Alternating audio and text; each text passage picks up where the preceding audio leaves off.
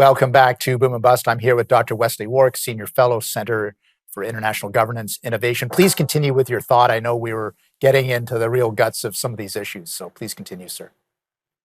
So, Tony, what I was really calling attention to is there's this aspect that Mr. Johnston calls attention to, and his critique is very strong that the mechanics of the national security intelligence system are not what they need to be. The circulation of intelligence and its impact needs to be improved.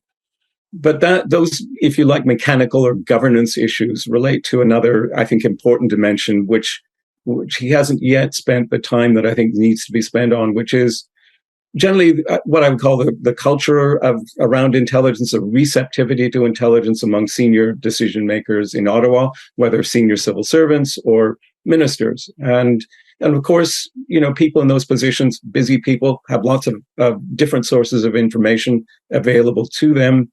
But somehow or another in the Canadian system, intelligence doesn't rise to the top of all of that material. It isn't regarded as the primary source, and I think it's going to be important for Mr. Johnston and for those who are looking at this question in future beyond Mr. Johnston's tenure to ask, well, why is that? Why don't we take intelligence more seriously? What's this cultural problem exactly? What can be done about it? And part of that goes to the question, it's not just mechanics, to ask busy ministers, busy senior civil servants to pay attention to intelligence. Of course, the intelligence has to be good. So it's partly about the quality of intelligence, the way in which it's packaged, as well as the way in which it's distributed. So there's a whole system at work here, and probably a lot of improvements that need to be made.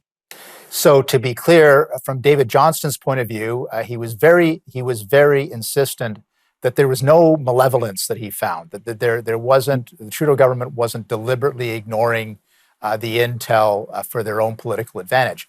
So the only alternative then is if it wasn't malevolent, it was incompetent, I guess, is some of the people who have analyzed the report said, again, that all of these systems are not working. Trudeau government's been there for 8 years. It would be nice to have a better system in place than the one we have now. When our passport approval system broke down last year, okay, that's an annoyance for a few Canadians. This is about our national security. So is that what you want to see as well? A lot better system in place that is more competent to deal with the threats of today and tomorrow. Yeah, absolutely. I mean, it's clear, and I think Mr. Johnston's report is strong on this. It's clear that the system itself has to improve. I think we also have to ask questions about, is the quality of our intelligence where we need it to be? Are we generating our own intelligence to the level that is needed to match the new threats? Are we taking it, full advantage of the information that comes to us from allies? Do we really have that ability in place? We clearly have strong elements of it and long established intelligence services, but do we need to up our game even further in terms of the actual quality of intelligence and how it's reported? It's one thing to say that the Prime Minister and ministers were not negligent. There was no malfeasance. They weren't, turning a blind eye to intelligence for political advantage, anything like that. Frankly, I think those kinds of accusations were difficult to believe in the first instance. And Mr. Johnston does make clear that a lot of media reporting, really didn't match the context or the broader picture. But nevertheless, there is work to be done to improve that intelligence system and to make sure that ministers and the Prime Minister have access to the information they need. And do you see this as a years-long process, really, at the end of the day? Well, we've been building a Canadian. It's a great question, Tony. We've been building a Canadian intelligence system since World War II.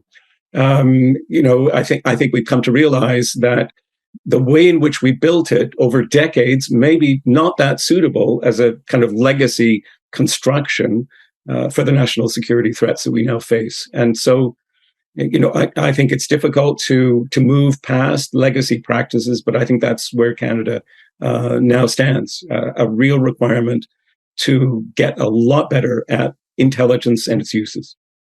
Dr. Wesley Wark, it's been a pleasure having you on the program. I know that the report is relatively fresh from the printing press, so we appreciate your insights today, sir.